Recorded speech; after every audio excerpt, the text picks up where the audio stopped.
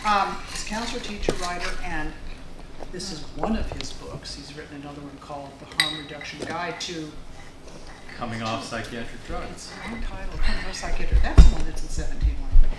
Yes. 17 languages. Wow. Congratulations.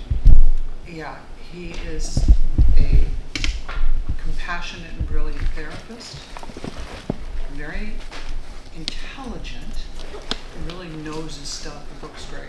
You should read it. He has a podcast called Mad in America that has two. Madness Radio. Madness Radio, whatever. I'm useless at this. Madness Radio is close. You're very close. Mad's in there. Madness Radio that has over 200 episodes. Over 200 episodes. It's exciting. He's going to give a very interesting talk. I know that. I know nothing about it. I just know it's always interesting, though. Really, seriously. So I'm going to turn it over to the person who can really say something intelligent, which is me. Okay, thank you, Nita. Can everybody hear me? Okay, yeah? Totally. Yeah, thanks everybody. All right, well, I'm glad to be back, and I do also want to announce that after my talk, we're going to have the 8th annual R.D. Laing Symposium Treasure Hunt. So you have to remind me about it. Yeah, it's always an honor to be here. Been reading Laing since I was a teenager, so he's been really intimately important for me. So this year I wrote my talk out, so I'm going to read to you. So just tell me if I need to slow down or be louder or something. So of the altered states that got called psychosis and put me into the mental health system, I've been thinking a lot about two in specific. Altered states where I was convinced the world was ending because of me. First, I was staring at a copy of Life magazine, and on the cover was the planet Mars, with the title, Our Next Home, Disposable Earth, Mass Extinction as Just a Reason to Relocate Planets. Second was seeing headlines about the massacre at Columbine High School in Colorado, teenagers murdering their classmates, the beginning of hundreds of school shootings, many far more horrific since then. Two signs of threats to our survival, two signs of the end of the world. And not delusions, judging by what we see all around us. I couldn't even begin to list the signs. Global climate change is only the most talked about, and I hope we understand that the phrase climate change is the language of the perpetrators. That what global warming is causing is mass famine and death for future generations. Other signs, biodiversity loss, forest destruction, fresh water destruction, topsoil loss, human fertility decline, growing refugee problem, melting ice caps, ocean acidification, fish population collapse, human population growth, microplastics, including in our brain tissue, endocrine disruptors, untreatable antibiotic-resistant diseases, forever chemicals, new inventions threaten us, such as nanotechnology or geoengineering gone awry, another killer virus pandemic, including possible bioweapon, global agricultural collapse because of the disappearance of pollinators, out of control quantum computing, possible asteroid strike, possible solar flare strike. Is this a threat of the future end or proof the end has already begun? Survival at stake. Today there are so many signs the world is ending that we have a new sign the world is ending, which is exhaustion from seeing all the signs the world is ending. So many signs. And apparently the latest one is rogue computer artificial intelligence destroying the world, fulfilling the science fiction film Terminator and Matrix as prophecy. Science fiction apparently has a lot to teach us, which is what I'm going to share with you today, as you'll see in just a moment. It was not a delusion for me as I spiraled into madness to believe the world is ending. And it was also not a delusion for me to believe the world is ending because of me. This is where Laing comes in, and the questions I've been asking, and I want to ask with you. Laing wasn't just a critic and innovator around psychiatry, and his spirituality was of the chop wood, carry water, read the headlines variety of the 1960s.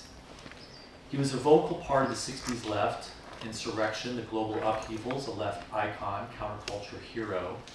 He saw the signs the world was ending. He spoke out against the US war in Vietnam, against colonialism, against the threat of nuclear war. And he said the world is ending because of us, because of you, and because of me. He wrote, "It is quite certain that unless we can regulate our behavior much more satisfactorily than at present, then we are going to exterminate ourselves. Regulate our behavior, not their behavior, not the behavior of them, our behavior. Let no one suppose," Laing writes, "let no one suppose that this madness exists only somewhere in the night sky or day sky over Vietnam, where our birds of death hover in the stratosphere. This madness exists in the interstices of our most intimate and personal moments." Laing exposed the normal psychological states of mystification and interpersonal violence as the source of our danger to our survival and exterminating ourselves. He writes, "We attribute to them exactly what we are doing to them, because we are seeing ourselves in them, but we do not know that we are. We think that they are them, but they are actually us." US leaders often attribute to the Chinese precisely the policy they themselves pursue towards the Chinese. A Cold War that the US started, not Russia, as recent historians have documented. US military leaders such as Curtis LeMay, right from Kubrick's Dr. Strangelove, almost launching a nuclear war before Russia built its own arsenal. Laing's statement still holds true for China, for Russia, us and them, outrage at the other, forever wars, Democrats and Republicans, US empire and BRICS. We don't have political debates on issues. We have reality television circus of attention, spectacle, and outrage. Laing wrote, "Orwell's time is already with us." One of the mystifications of Orwell's dystopian mind-controlled tyranny was Crime Stop. And it comes into play often around the end of the world. Crime Stop. Orwell wrote, "Crime Stop means the faculty of stopping short, as though by instinct, at the threshold of any dangerous thought. It includes the power of not grasping analogies, of failing to perceive logical errors, of misunderstanding the simplest arguments if they are inimical to the status quo. Crime Stop means being bored or repelled by any train of thought which is capable of leading in a heretical direction. Crime Stop, in short, means protective stupidity." Protective stupidity. So many signs. Laing writes, "Long before a thermonuclear war could come about, we have had to lay waste to our own sanity. In order to rationalize our military-industrial complex, we have to destroy our capacity to see clearly what is right in front of our noses.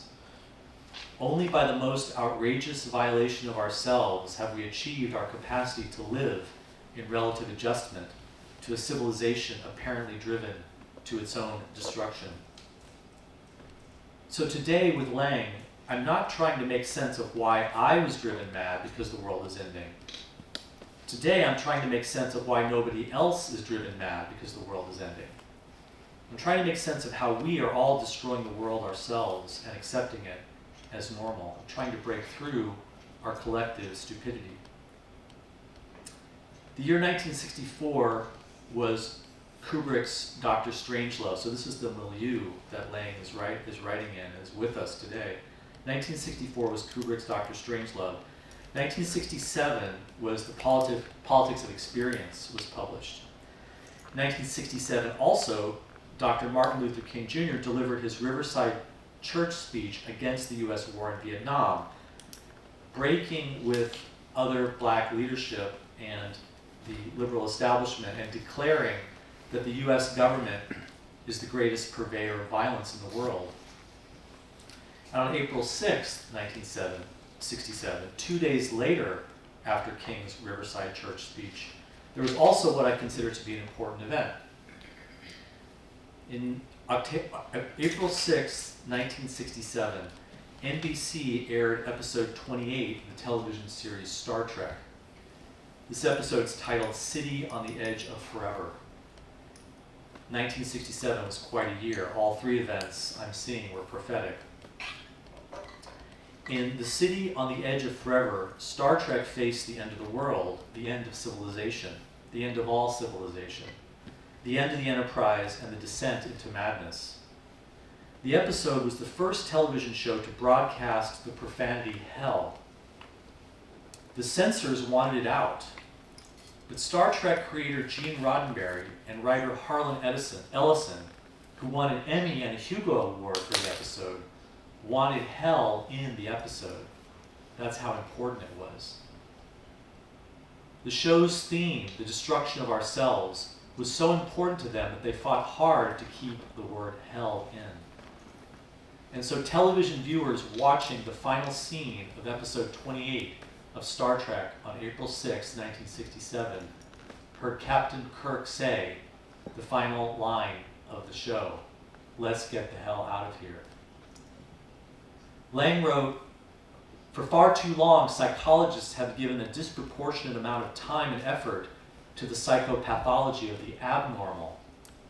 We need to catch up on the normal psychological correlates of the normal state of affairs, of which Vietnam is only one of the most obvious normal manifestations." Star Trek's The City on the Edge of Forever reflects our normal state of psychological affairs, a normal state of madness, of adjustment to a civilization driven to its own destruction, even perhaps already destroyed. A normal state of affairs that Captain Kirk gets a glimpse of and then flees. A civilization facing its own destruction, its own madness. Let's get the hell out of here. Has anybody seen this episode? Joan Call? Yeah, Dina's going to see it. Here's a synopsis. The Enterprise is on red alert. Time distortion ripples emanate from a planet the Enterprise is investigating. The ship is slammed back and forth. Another time distortion wave hits and helmsman Sulu is gravely injured. He's dying. Dr. McCoy prepares to use cordrazine, and Kirk cautions McCoy. Cordrazine is a powerful and dangerous drug. McCoy injects Sulu, who's at the brink of death. He injects him anyway. Sulu revives. Then another time distortion wave hits the bridge. McCoy accidentally injects himself with an overdose of the drug cordrazine. He descends into a frenzied madness. McCoy screams, "Assassins, murderers, I won't let you." He flees the bridge and beams down to the planet, to the source of the time distortion waves. Kirk, Spock, and a landing party beam down to pursue Dr. McCoy. They find him and subdue him. They also discover the source of the time ripples, a giant flickering stone circle in the ruins of an ancient civilization. The circle speaks. It says it is the guardian of forever. It displays the entire history of humanity and explains that it is a portal through which any time of the past can be reached. As the landing party listen to the guardian of forever, McCoy breaks free and jumps through the time portal. Now, suddenly, Lieutenant Uhuru can no longer communicate with the Enterprise. They realize what happened. McCoy jumped through into the past and somehow changed Earth's history, changing the future, changing their present, and now the Enterprise no longer exists. The landing party is stranded on this planet, the guardian of forever. Kirk and Spock decide to attempt to set time right again and restore the Enterprise, to prevent whatever McCoy did that changed history. They jump through the Guardian of Forever portal and into Earth's past to arrive just before McCoy did. When they go through the portal, they end up in Chicago on Earth in 1932. They have no money. They have no shelter. So they end up in the 21st Street Mission. They meet its leader, Edith Keeler. Edith Keeler welcomes them into the 21st Street Mission and gives them food and shelter. She has an uncanny sympathy with Kirk. She preaches a utopian technological optimism, and she preaches pacifism. She believes that humanity has a bright future of space exploration. Kirk falls in love with her. Spock's tricorder can't reach the Enterprise, so he has to scavenge parts to access recordings the tricorder made of the Guardian of Forever's images of history. He's trying to figure out what McCoy changed. Scavenging parts and rebuilding the tricorder, Spock discovers that Edith Keeler was supposed to die in a traffic accident, but McCoy somehow prevented it. Because of McCoy, Edith Keeler lives, and she goes on and becomes a pacifist leader whose influence helps delay U.S. entry into World War II. As a result of the delay of entering the war, the Nazis win the war. History has changed. The Enterprise no longer exists. With this information, Spock pronounces coldly to Kirk that in order to restore history and to restore the Enterprise and for the landing party to survive, Edith Keeler must die. McCoy finally arrives in Chicago.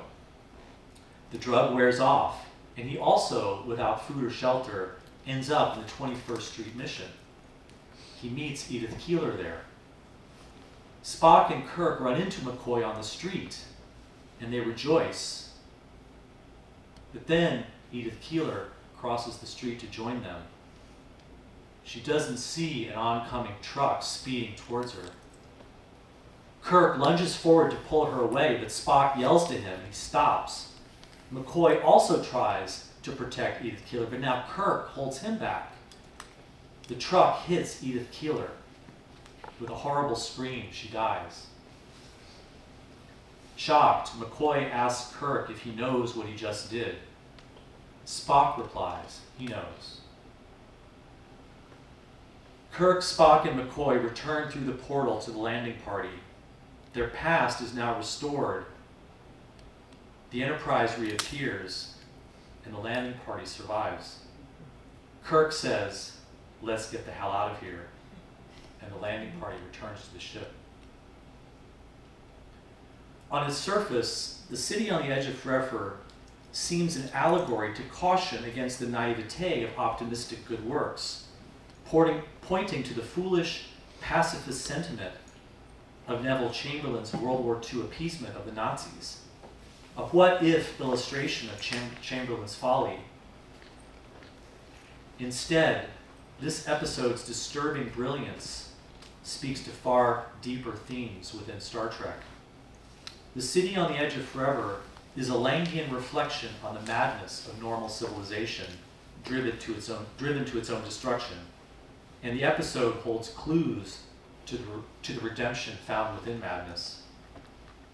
So, instead of a warning against pacifism, maybe the City on the Edge of Forever episode and its time travel portal teach us a deeper philosophical and ethical lesson. Is the lesson that any ethical stance, however high-minded, however heartful, must be judged by its outcome, by history? This is what Spock believes. What appears to be Edith Keeler's lovable goodness is instead its opposite, seen from the historical outcome of Nazi victory and the resulting disappearance of the Enterprise. Is the episode's message that we must find the outcome and from there judge whether a belief or an action is ethically good? is the message that if we use our reason, our computers, and determine that a murder will achieve a higher good, such as restoring the Enterprise and the Federation and the landing party surviving, that we must then agree, yes, Edith Keeler must die? If Mr. Spock were asked the question Laing asks about a civilization apparently driven to its own destruction, Spock would calculate how to achieve survival logically. What sacrifice must we make to survive? What risk must we take? How much carbon footprint in our grocery stores is acceptable? How much bulletproof glass in our schools? How many trees should we climb and refuse to come down? How long should we stay up there when the police come? How much money should we give to Bernie Sanders? What political strategy? What campaign? What will we have to sacrifice? Logic will dictate what we have to do for the planet to survive. Spock, with his tricorder and calculations, says Edith Keeler must die, not just to save us from Nazism, but because he believes all our choices must be judged by the outcome, by the impact. Logic is clear. If millions will die otherwise, then yes, you must kill the woman that you love. This theme is consistent for Spock in the Star Trek universe.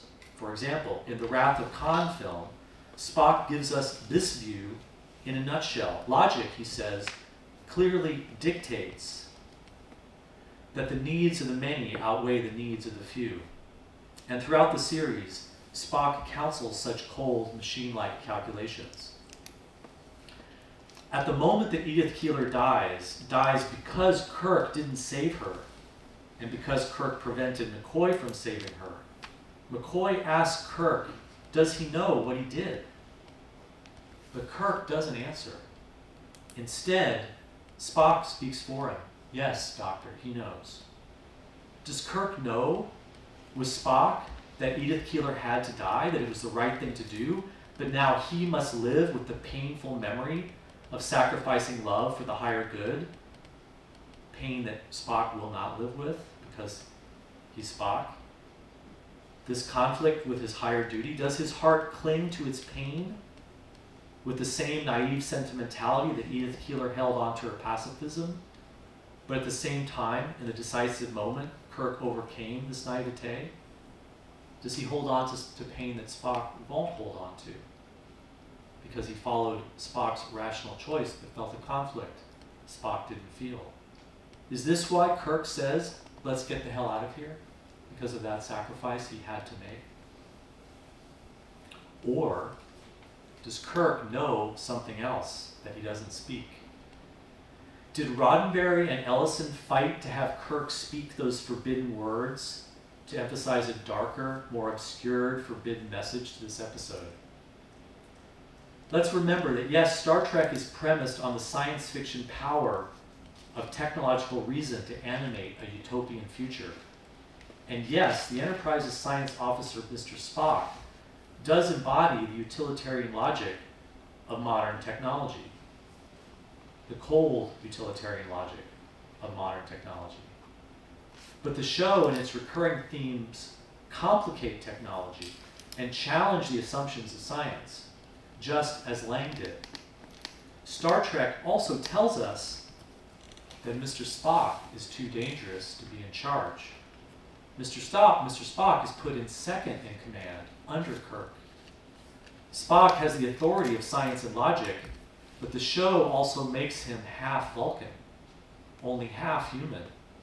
A reminder that power, science, and logic can never be fully human. Spock is even marked with devil's ears, an ever-present warning against the temptation of selling our soul for calculation and reason. Instead, at the center of humanity's utopian possibility, Star Trek puts Captain Kirk. Kirk's emotion, intuition, and bold willingness to risk everything for love tell us exactly where our hopeful future really lies with the human heart. Is what Kirk knows this? That Spock's reasoning is actually the devil in disguise, and that his decision to let Keeler die was wrong, and now he's in hell. Kirk had a glimpse through the Guardian of Forever and his travel back in time and the murder of the woman he loved at what Nietzsche calls, pardon my German, Unwissenheit und die Zukunft, the unknownness of the future, which is the basis for Nietzsche's creed of ewige Wiederkunft, the eternal return. Kirk glimpsed humanity outside the distortion of time, the present moment freed of attachment and desires. The stone circle of the guardian of forever is a stone circle. The image of the Dharma, the karmic wheel, the eternal return, the timeless present, is the condition of humanity that our normal psychology refuses to embrace. Because what Kirk saw in the guardian of forever is that he too has his 21st Street mission. He was uncannily drawn to Edith Keeler because she is himself. Keeler was naively devoted to her beautiful cause, embracing dedication to pacifism and the small generosity of a soup kitchen and a homeless shelter. And Kirk's mission is the Enterprise and the Federation. He is just as devoted to returning to his ship and saving his landing party and continuing his command of the Enterprise as Edith Keeler is devoted to her command of the mission. Keeler could not see the future outcome of her actions. Can Kirk? Or is he as blind to whether his future leads to good or evil as Keeler was? And Keeler and Kirk are not the only two characters with a mission in this episode. Here, as for Laing, madness is a teacher. The mad and the normal are equally alienated from time, equally devoted to a mission, each dedicated to their own desire. Kirk follows a madman to find the guardian portal and the truth of his civilization. Driven into madness by a powerful drug, Dr. McCoy is as sane and as mad as Kirk and Keeler, inflamed in a state that drives him out of his mind, just as Laing advises us to do. McCoy sees the future just as clearly as Spock's tricorder. Remember that he yells, "Assassins, murderers, I won't let you," before he flees down to the planet, where he tries to save Keeler from death. McCoy has his own frenzied mission, his own mad enterprise. He finds Keeler in the past and is going to save her from the truck, and he nearly succeeds in saving her. Not just from the truck, but also saving her from Kirk and Spock. McCoy saw clearly in his madness. His ranting was no delusion. It was true that Kirk and Spock were Keeler's assassins or murderers. "I won't let you," he screams in madness, except the drug wears off. Everyone, the mad and the normal, the technologically augmented and the religious, are acting out their own destruction, their own false belief. They know only what the guardian of forever knows, the outcome of their own history. Keeler could see the men she fed and housed, and her mission sermon envisioned the future, but she could see no further. Spock's diabolical tricorder also saw the future, but it also could go no further. Spock could see Nazi victory, but he could see no further. It's shocking, unthinkable, truly hell, to realize that we don't know what will come from our actions. To realize that after the victory against Nazism, worse evils may come.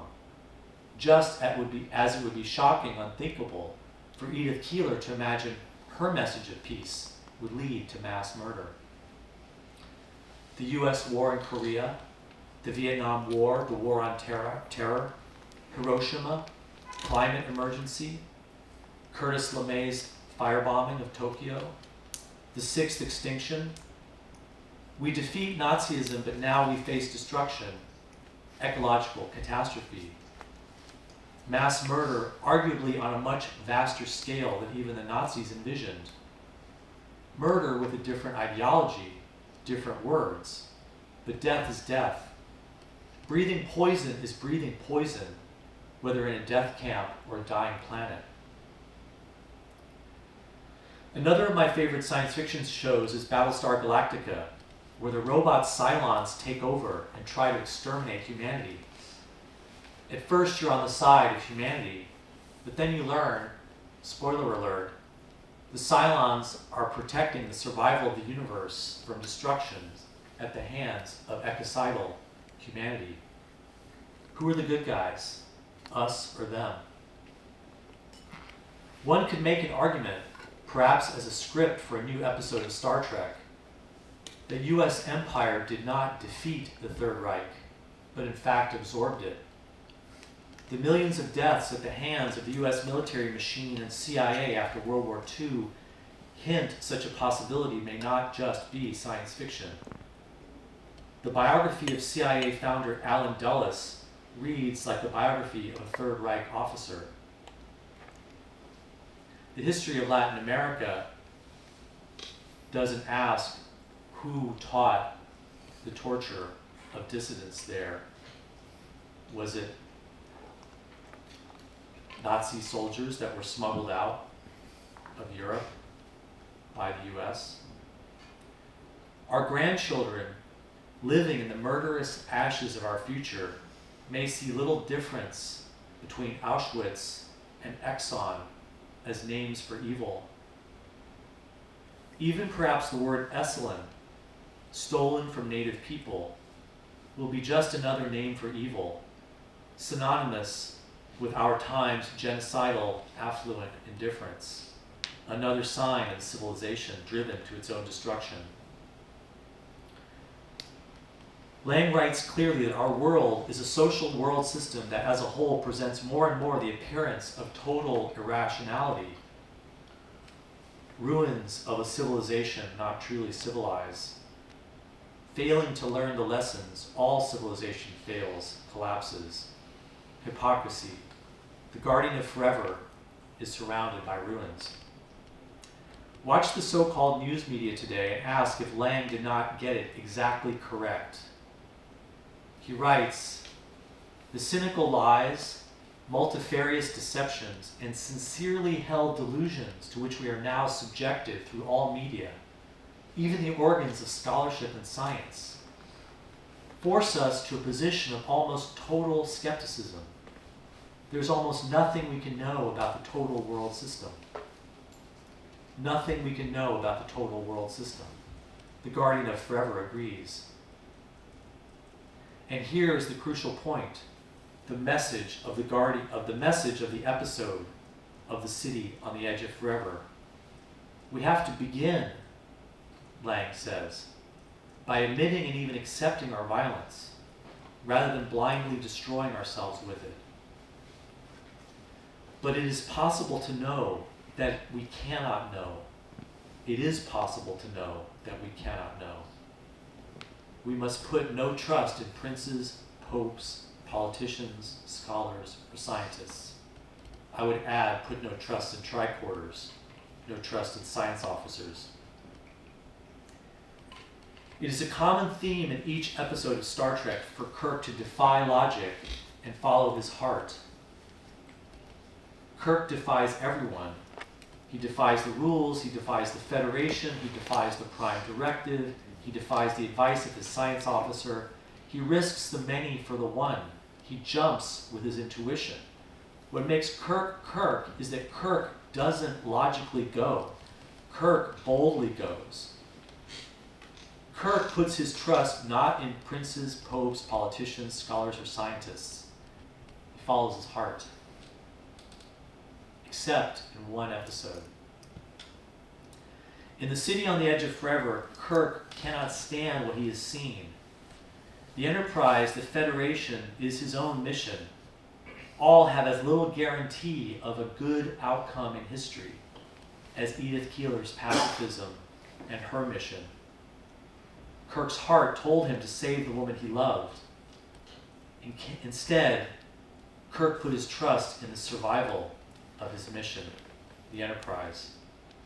Spock tells him what to do so the Enterprise will reappear and the landing party will survive. And so when Spock and his tricorder tell him to kill the woman he loves, a woman in whom he recognizes himself, Kirk kills her. In the name of survival, Kirk destroys himself. Laing warns, we are effectively destroying ourselves by violence masquerading as love. Surrounding the guardian of forever are the ruins of civilization. Is it possible that in calculating and making plans for survival, humanity could lose something more important, without which civilization is civilization in name only, and in truth is just ruins? Could we, like Kirk, survive but lose our humanness? Could survival be worse than extinction? And so, let's get the hell out of here. In this madness, our madness, mad and normal, Laing reminds us of this. It is possible to know that we cannot know. The only act against mystification is to negate the mystification. Laing writes, with the greatest precautions, we may put trust in a source that is much deeper than our egos, if we can trust ourselves to have found it, or rather, to have been found by it. It is obvious that it's hidden, but what it is and where it is not obvious. Gandhi put his faith in the truth force of satyagraha. Dr. King put his faith in the same. What can we put our faith in? Even when we don't know which way to go, at least we can know that we are lost. And maybe that is enough. Laing arrives at the party. He's rude, he's mischievous, he plays piano, he drinks too much, he spouts out about Heidegger. He refuses small talk, he defies decorum, he mocks respectability.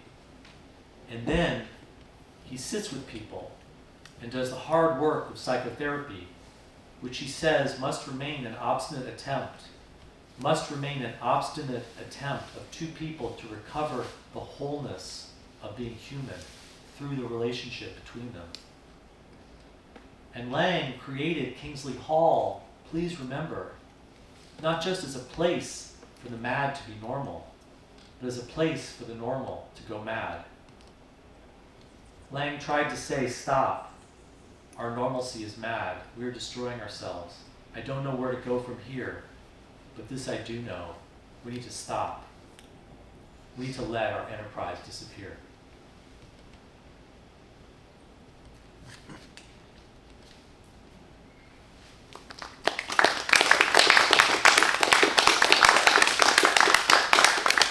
Thanks, everybody. So I want to read a poem, and then we can open it for discussion and conversation. This is by William Stafford. It's called "A Ritual to Read to Each Other." I think you'll hear it's on the same thing. If you don't know the kind of person I am, and I don't know the kind of person you are, a pattern that others made may prevail in the world, and following the wrong God home, we may miss our star. For there is many a small betrayal in the mind, a shrug that lets the fragile sequence break, sending with shouts the horrible errors of childhood, storming out to play through the broken dam. And as elephants parade holding each other's tail, but if one wanders, the circus won't find the park. The circus won't find the park. I call it cruel, and maybe the root of all cruelty, to know what occurs and not recognize the fact. And so I appeal to a voice, to something shadowy, a remote, important region in all who talk. Though we could fool each other, we should consider, lest the parade of our mutual life get lost in the dark. For it is important that awake people be awake, or a breaking line may discourage them back to sleep. The signals we give, yes or no or maybe, should be clear. The darkness around us is deep. What's the title? William of that? Stafford. What's the title? It's called A Ritual to Read to Each Other.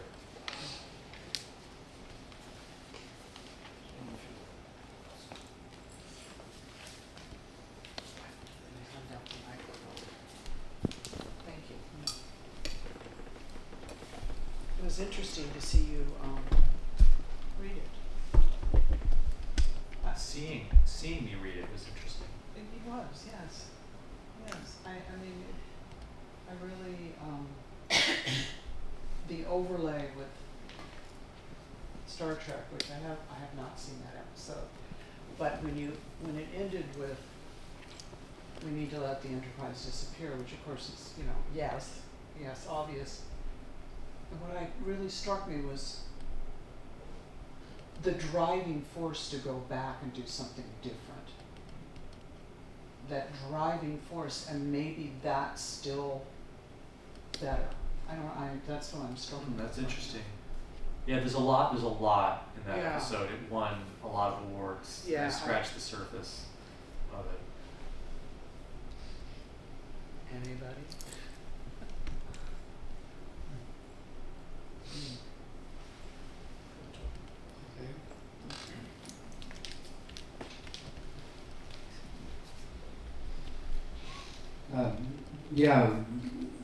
This, I don't even know where to begin, Bill. You opened up an incredible possible discussion here.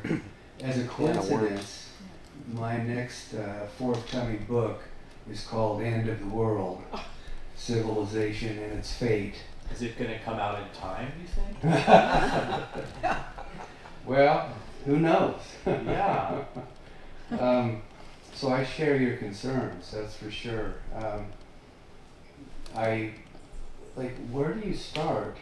I mean, I don't profess to have any solutions to the global crisis. I'm unable to resolve it. So, but maybe just even having open, honest discussions with people, with politicians, with the public, with academe,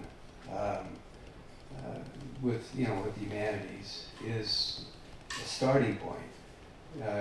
It almost seems like the minute you even engage in a discussion with people who aren't, in your field, you either get a crass denial or a avoidance or a negation or a dissociation. I get crass denial, avoidance, dissociation when I have discussions with myself about it too.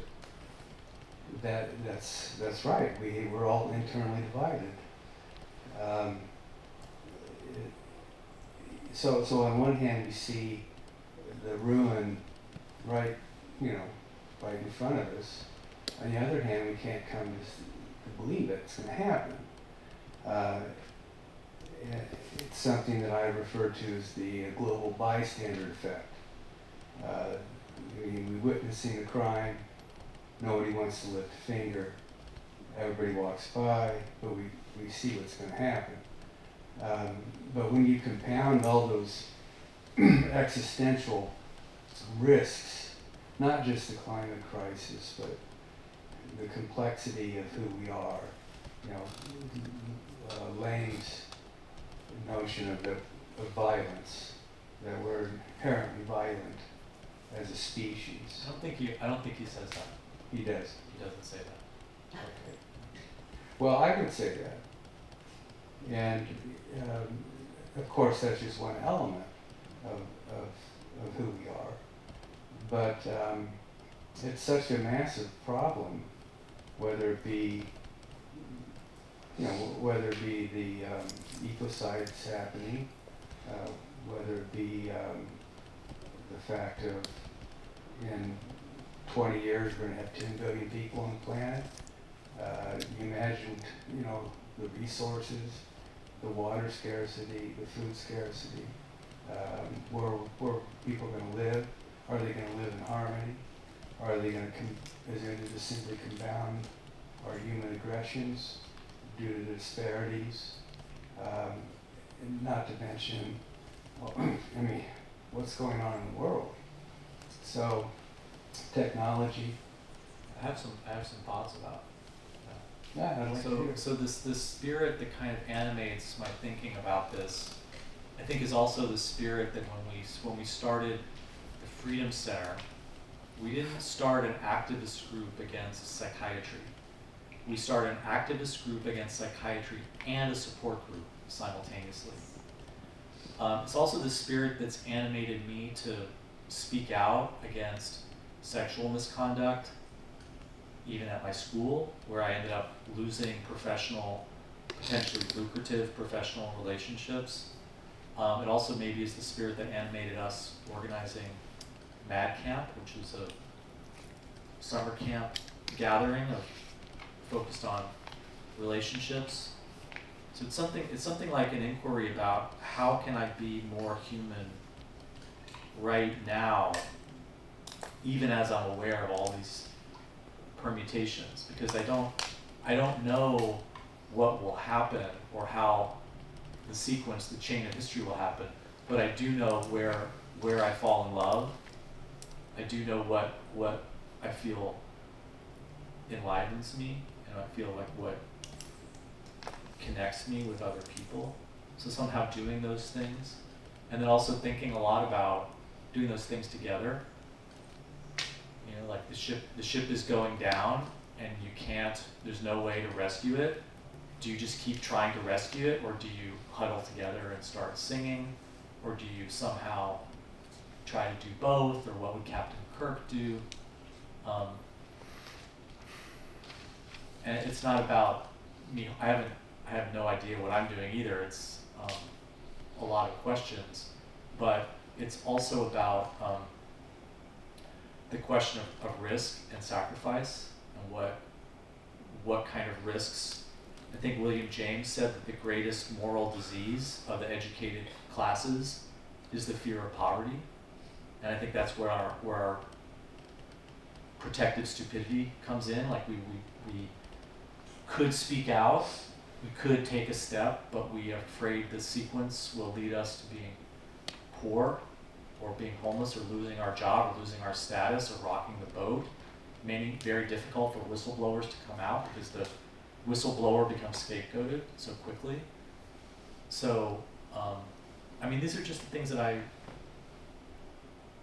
think about. It's kind of like why I'm drawn to Laing, because I think it's a conversation. A lot of social change and activist groups are really not very good at their internal dynamics. And then a lot of groups that are very focused on their internal dynamics are not doing activism. So maybe there's some thread of pulling them all together, maybe.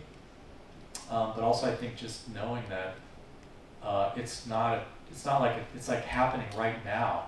Like how are we not really, like, is someone going to start screaming, people start crying? I mean, what's happening right now with our own, my adaptation?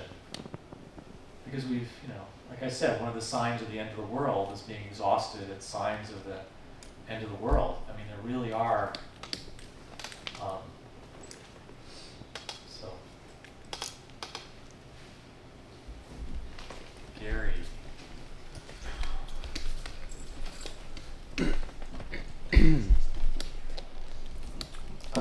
So, if I was to give one word for your talk, I would say riveting. I struggled also because there's so many good ideas in there, and when you're, it's hard when a paper is being read to be able to think about something that you're hearing at the same time. And so I've been thinking about this topic like some other people for a number of years. Well, let me backtrack to say, when I graduated my residency program, my totem animal presented itself to me, and it was the vulture that eats death. And so I've been learning from this spirit for 27, 28 years. It's a tough teacher. And I've loved existential psychotherapy, and I would say my favorite book is Laing's existential psychotherapy text. And our meditation teacher would bring these articles, I call them doom and gloom articles, to our meditation group. We'd read them and then we'd meditate on them. And they were, they were a tough nut to swallow. Do you know about Dwayne Elgin and his work, the guy from Stanford? The voluntary simplicity? He was the author of that book, yeah, but he basically talks about 3 scenarios that are coming, and one of them could be the extinction of the human species. That book was really influential to me at age 17, around the time that I got turned on to Laing. So it's interesting that you mentioned that book. That author, I should say. Yeah, he was sent. He was called in by the government in the 1970s to come in and study overpopulation, and he did, and basically said this is a huge problem, and the government patted him on the head and said, "Get out of here, thank you, bye bye."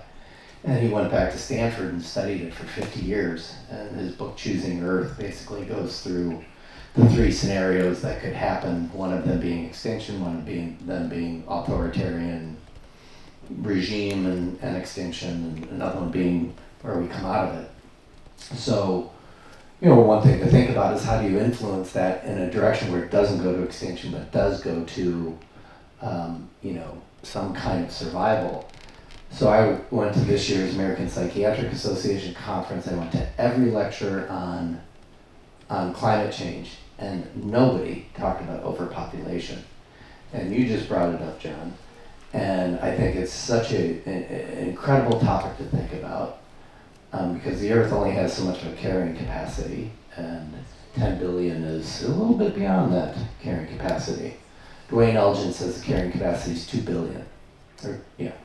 So anyway, that's a whole separate discussion. But in the realm of existential psychotherapy, wouldn't you say that in order to live each day to the fullest, being informed by death and the possibility of death is a crucial piece to, say, happiness or living your life to the fullest? So if that's the case, then the dose of death, or let's talk about this, let's you give a talk on it, isn't that crucial to see if people can increasingly tolerate a conversation about us going extinct? And I'll stop there. Well, to think about what Laing says it very clearly. He says we have to put our faith in something other than our egos.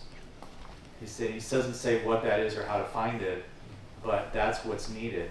And so for me, it's about dreams, it's about inspiration, it's about love, it's not about simply calculating what is going to happen in the future. There's a lot of problems with the whole overpopulation conversation, because it's not like bacteria growing in a petri dish past the stratum of food for the bacteria.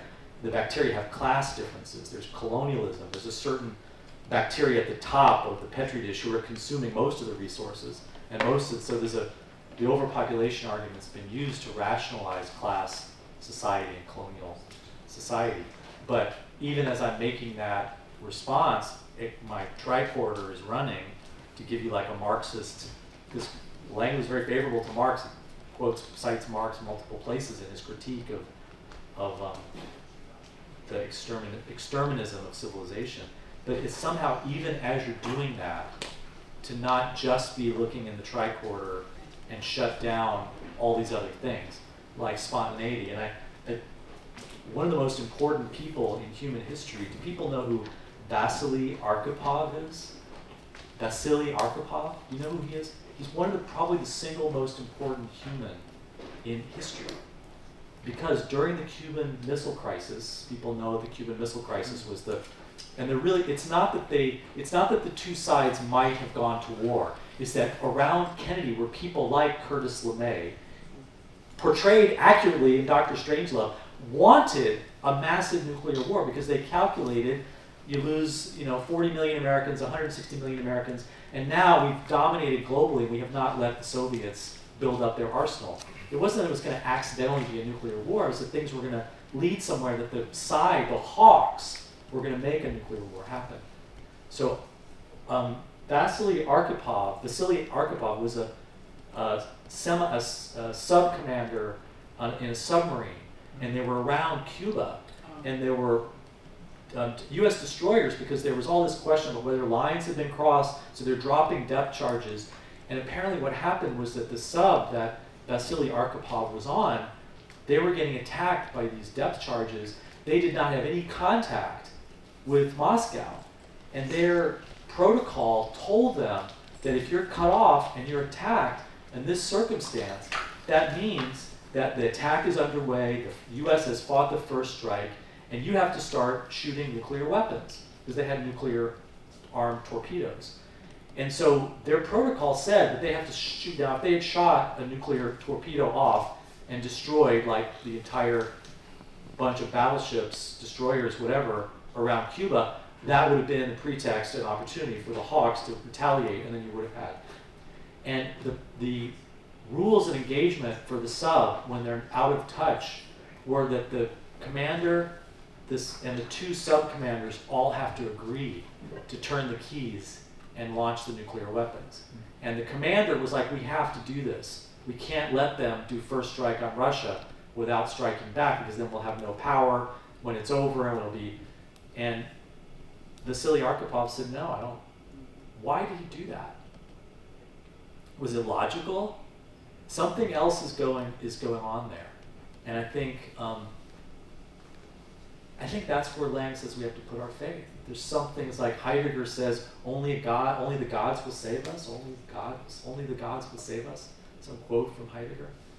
And I think we have to somehow engage with the issues as issues, but like Kirk, also kind of throw that out the window when our hearts and our humanity are needed. I mean, that's what I get from it. So. And the way to do that, I think, is to start sounding and looking mad, like seeing Esalen as a death camp. Because I mean, I don't think that's an exaggeration that our grandchildren can really look back. I just don't think, I think I'm just adding up facts here. And that's when we start to follow, we start to really see how mad normalcy is in the current context. And it's just beginning. It's just beginning.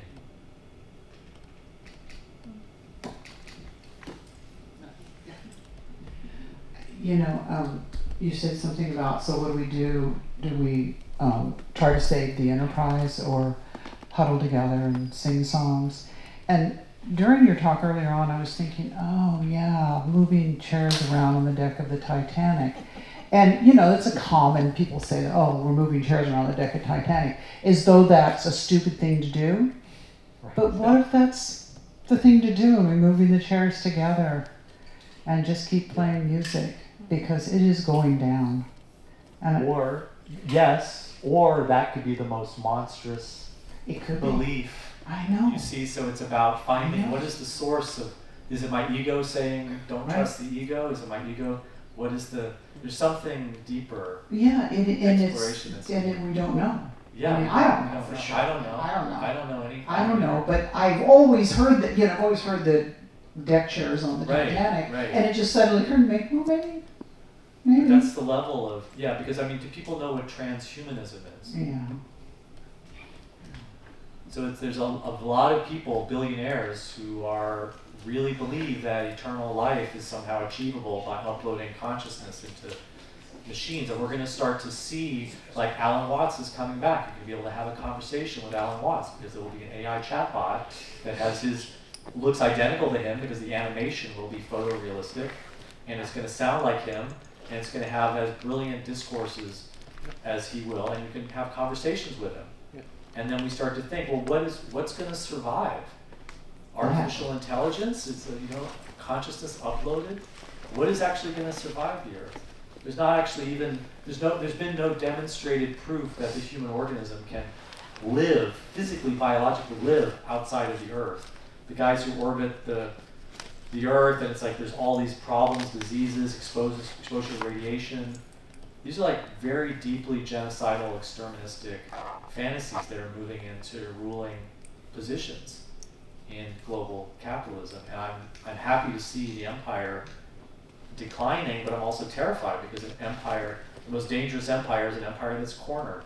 And they seem to be, they have moved, we're at war with Russia. Russia says that the US is at war with them. So, can I just say one more? I want to tell a little story because I like red pill. You know, the red pill from the Matrix. Take the red pill. So I was telling this at lunch. Do people know what the Zapruder film was? Yeah. Okay, so the murder of JFK was on home film, and of course, if they took a home film of it, they weren't expecting that, the assassins, because they didn't. You know, there weren't a lot of home movies back then. But that film kind of disappeared, and it was kind of suppressed, and that's a whole story, because it shows very clearly that JFK is hit by a bullet from the front. He's not hit from a bullet by the back. His head goes backwards, not forwards, when it's hit and blown apart. It's very clear that this is the proof that the so-called lone gunman theory, which the Warren Commission subscribed to, which is about the assassination of a US president who, by the way, wanted to make peace with anti-colonial movements, who wanted to de-escalate the nuclear arsenal, who didn't want to escalate in Vietnam, who had a secret channel with Khrushchev and was trying to establish peace. He was assassinated. So here's proof that it was more than just this lone gunman. So the whole movie disappears, but it got leaked, and it's sort of like, and so it started to come back, and so there had to be a screening of it, and so they showed it to Dan Rather, and he was going to go on television and tell people what he saw in the Zapruder film. And he went on television, he said, I watched the Zapruder film, it's horrifying, it's a horrifying documentation of the murder of our president by Lee Harvey Oswald, a lone gunman, because the film shows the president's head going forward. Dan Rather lied. And then later, when he was challenged about this, he just said, I made a mistake. So is he being paid? Is he in a mystification trance? I mean, there was, do people know what Operation Mockingbird was? So Carl Bernstein, Woodward and Bernstein. Woodward was the shill, but Bernstein did some real investigative work. It was in Rolling Stone, when Rolling Stone was actually a subversive magazine, that Operation Mockingbird was hundreds of editors of newspapers, of radio stations, television, who were CIA agents. It was a vast operation to manage. And these paid editors of journals, magazines, newspapers, in editorial departments would get talking points. Don't talk about the possibility of conspiracy of JFK. So Bernstein exposed this. Now, is that still happening? Was Rather part of that? Or now we actually have Operation Mockingbird, except it's out in the open. If you turn on CNN, like the former White House press correspondent, Jed Psaki, is now a host on CNN. So the level, I think, of mind control, and as Laing said, Orwell's time is here. This is what he's asking us to grapple with, the depths of our unknownness about what's actually happening and the way in which we're seduced into these different missions, different enterprises that then we go along with because it's all normal to do so. Yeah. I don't know if people know about the book that a young man who is a philosopher put out that has all the physics proof. He went to work for Life magazine. He took a leave of absence, and he managed to he copied it. And it was announced on the Johnny Carson show. They interviewed him. He copied years the ago. Zapruder film? Yes. Oh yeah, I think yeah. And I was married at the time to a trial attorney, my children's father. And Jim said to me, Meg, do you have time to go over to such and such and get that book tomorrow? I said, sure. He said, that will be gone in 2 days. That will be pulled completely, and it was. I have that. Oh wow. Now, I believe that it may have been republished recently, but it shows frame by frame And it shows by the laws of physics that what Yeah. we were told, of course, in the Warren Commission is completely off. It's Yeah. really clear that Kennedy fired. Oswald never killed any. Kennedy he never fired killed, Allen Dulles. He never fired anything Yeah. out of the school deposit. Kennedy was at war with the CIA. He fired Yeah. Allen Dulles, and then Allen Dulles somehow appears on the commission to investigate his assassination. We're not just talking about a president being assassinated. We're talking about his brother. We're talking about MLK. We're talking about Fred Hampton. We're talking about basically Lang's era. He was the icon of an era. And why did that era stop? Why did the 60s not keep going? And what we hear is like, oh, well, you know, Steve Jobs, the me generation, they came in, everybody was into, oh, the communes failed. That's not what happened. It was a civil war that was established, and it's ongoing. And I think that that's what Lang's legacy is asking us to do, is to really take very, very seriously the questions that were raised at that time. Because they're the same questions, it's the same political situation, it's the same empire, it's the same media, it's just bigger and more expansive, and the proof is way more evident now. You have a near scientific consensus about, I didn't even get into the question of like, is the end of the world coming, or is the end of the world already here? Has so much already been unleashed by just global warming alone that it's unstoppable, even if there was a mass die-off of humanity and a shutdown of all technology. The release of methane and the process of carbon in the atmosphere and the feedback loops have already gone past the point of no. That's how extreme, and we are in a state of adapting and normalizing it. I think that's what Laing is asking us to confront. I really think this is what his legacy is about. So, and it was interesting to me that, you know, Laing probably saw that episode of Star Trek. You know, I mean, it's a popular show, and that's the milieu. And there's a lot about madness in Star Trek. There's a lot about drugs, and there's a lot about the limits of logic and science and technology, and the importance of humans to hold paradox and to somehow infuse paradox and the unknown with a kind of bold humanity that redeems us from all this, you know, monstrous danger that we're in. It's beautiful how the themes in Laing and in Star Trek are all there. So I don't think Laing watched Star Trek. you don't think Laing watched Star Trek? Yes. Okay, I was just speculating. Well, I don't know that you even could get it in Oh English. no, I'm sure you could get it. You think? But he wasn't On a what TV channel? guy. He wasn't a TV guy. Okay, there we go. Well, I wasn't a TV guy, but did they have a channels back But then? did Gene Roddenberry read Laing? That's Maybe. the other. That's other what question. it Harlan Ellison But read where Laing. is the positive healing part of this story? I mean, what are you saying? What is healing, Is all Michael? gloom and doom? I mean, there's no hope? Well, No, actually, I think it's the opposite, because no matter what the outcome is, you can still fall in love. You can still be a human being. I mean, that's what needs to survive, is our humanity. That's what's precious to us, is what's uniquely human. And we have to constantly be living up to that. It has to be an obstinate attempt to regain the wholeness of our humanity in every moment, regardless of what's happening. The Titanic is going down. Yes, rearrange the furniture if that's the most human thing to do. seriously. That's what I'm thinking. But that becomes an ideology.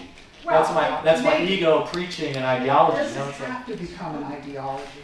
It is, it just may be what is. it may be. I don't know. We have to find a source. We have to put our faith in something. Okay, one more person Yeah. here and then we're going to go into that thing you're gonna do that you wanna do behind. Oh, the treasure hunt. Treasure. Yes. The treasure hunt. Yes. I forgot what I was going to say. Oh. Thank you for that. It was like very, very engaging. I mean, you made quite a few comments. We've always been in precarious danger. We're on a rock spinning without much of a manual about what the fuck is going on. It's not extinction. It's the sixth extinction. Extinctions happen in cycles. Yeah. So I've got something positive and something negative. I guess for me, is your concern that humanity could be wiped out? And if so, why is that such a bad thing? Well, I think that Laing is very concerned about that. The question that the episode raises, and I think I'm raising in relation to Laing, is what is humanity? What are we actually wanting to protect? Do we want to protect the viability of Earth for life? At what cost? That we all become machines? That we sacrifice? There's a science, people know the science fiction story, The Lottery. It's about a utopia where every year they randomly choose one person and they kill her. That's the Spock utopia. That's not the Kirk utopia. The Kirk utopia is that you overthrow that system because it's inhumane to live in a society based on murder as mutual consent. So the question is like, what makes us human? Is it our reason, or is it I think what Laing would say is it's our to see the other as us, our capacity for love.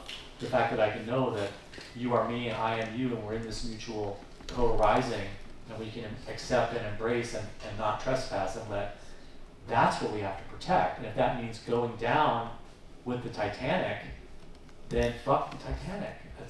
I think that's what the episode is raising. And I think that's what Laing is possibly raising. Because I think we're very quickly getting into a politics where there's a mystification of survival. We need the Green New Deal, vote for Biden over, and I voted for Bernie Sanders. But on the other hand, what is actually being rescued and protected and survived? Is it our humanity or not? Or do we take it for granted? Do we just follow the experts with their tricorders? Sure. I guess this is the more positive point.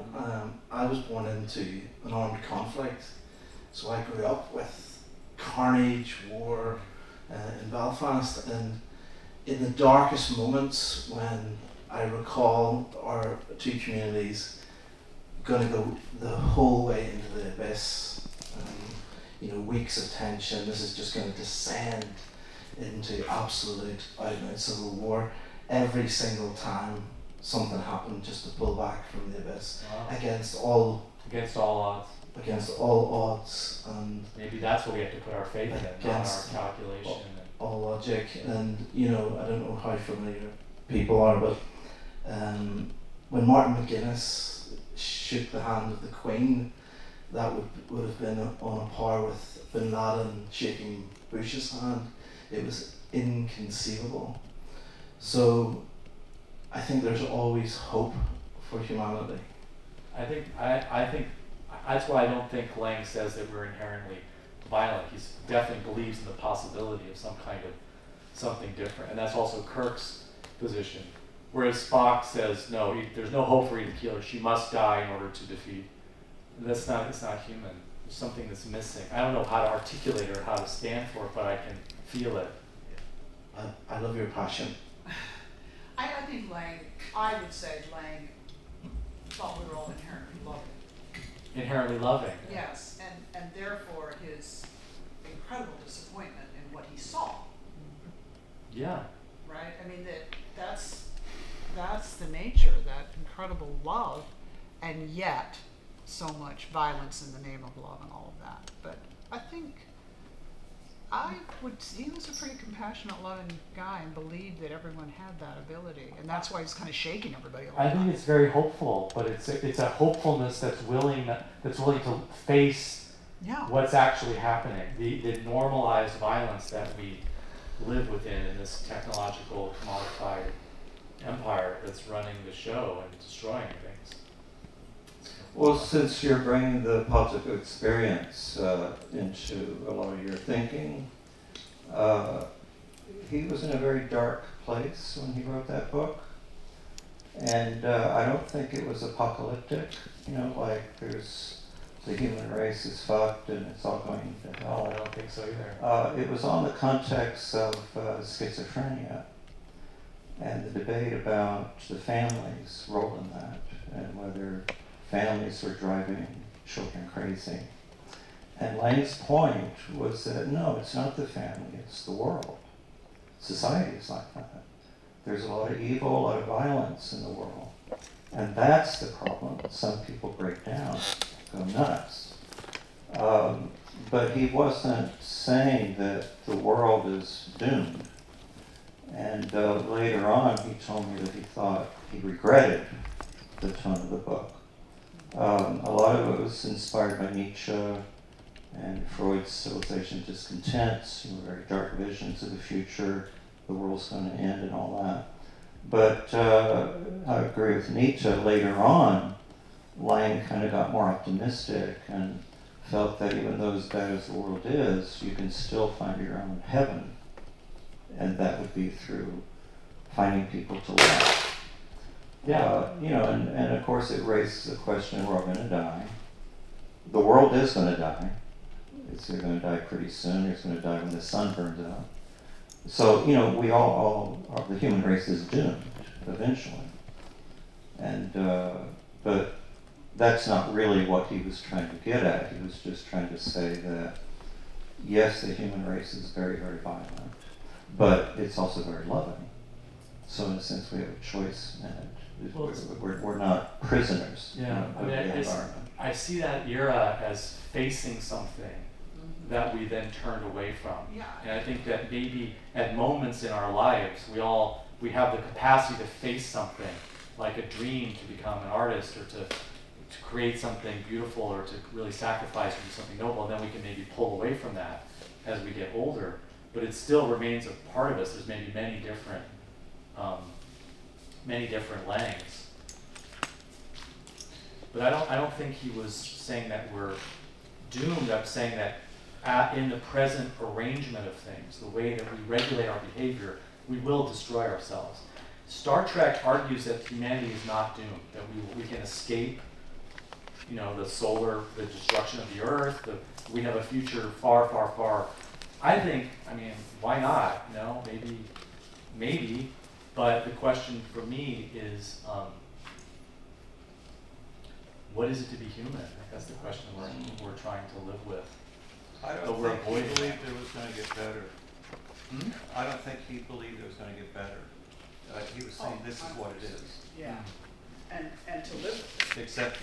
It's it, always accept it, and be nice, I be good to each don't other. think he says we're going to. He uses the words "we are going to exterminate ourselves" Oh, unless yeah. we change this. So. He didn't think it was going to get better. You're right. Well, one of the things It's in a your warning. It's a warning. Yeah. yeah, one of the things in the quotation you drew from it was one of the quotations from Laing. You pointed out that this is going to happen, and these things are built into the intricacy Interstices. exactly. Intersections. Yes. I'm not sure how to pronounce it either. Basically of how we treat each other. Yeah. And so, I think that's an interesting sort of direction of this, that he's sort of, using this understanding of how destructive we are in Vietnam and all across the world to point us right to where you are, which is, how do we treat one another.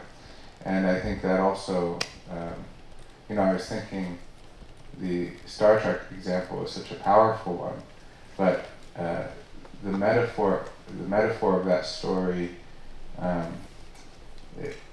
where we are is different in one key way, which is that we don't know how things will, what exactly the intervention point is to change something in the Right. future, and we don't know the future as they did in Right. the episode, at least in any precise way, right? And so it leaves us once again, I think, to that quotation is sort of like, okay, so how do you, these things, these outward things point us to just how very destructive and violent we can be. It's evidence to show that there's something in how we relate to one another that is destructive. It's look how in your face it can get. But then it points us to, okay, well, how do we live now in the lack of certainty of how long the earth will live, how long we will live, and I think that's sort of the way it points us to the imminence of just how we treat each other. I think I'm right with you. I think it's very simple in a sense. how do we love each other? How do we stop mystifying each other? How do we stop othering each other?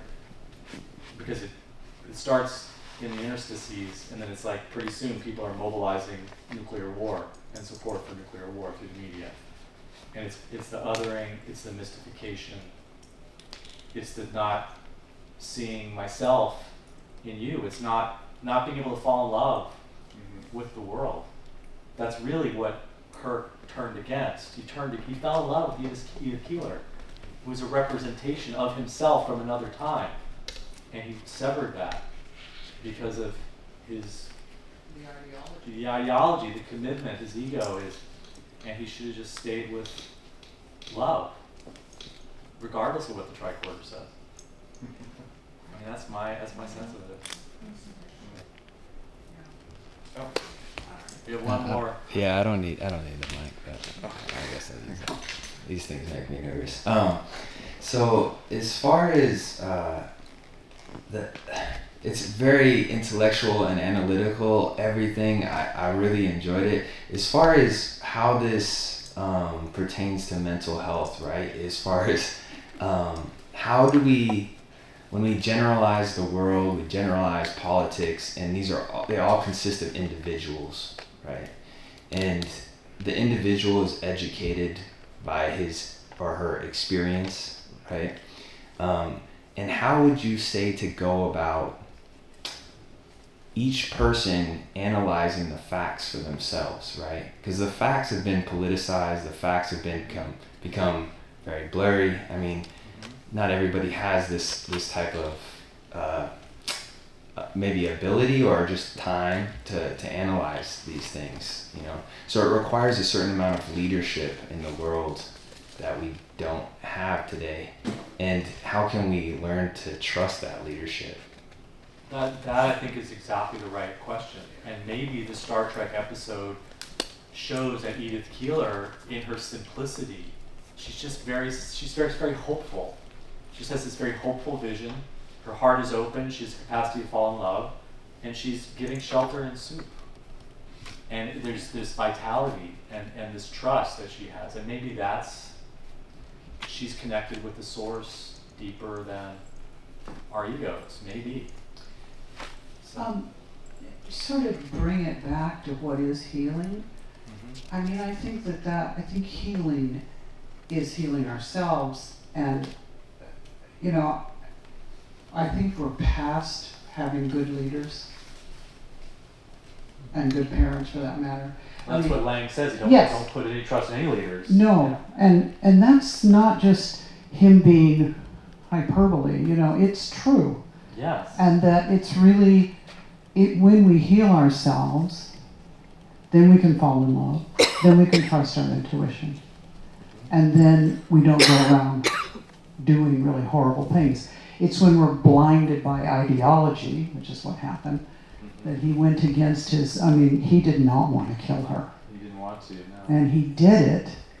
And so, it's being able to have the courage to say no or yes from your own intuition, but you can't just say, okay, today I'm going to trust my intuition if you're all fucked up and unhealed too. So it's incumbent upon each of us to do our healing. Yeah. And yeah, well, just to I trust, I believe in that. That's where my hope comes from, one person at a time. Yeah, to bring it back, I think that the message is clear that we don't have to solve it. We just have to say we're lost. How do I be human? That's a great conversation to have, rather than jumping to the okay, I figured it out place. That really is all he's saying. Just to say, hey, we're lost here. I don't think I know how to be human. Yeah. Let's talk about what should we do? Should we rearrange the chairs?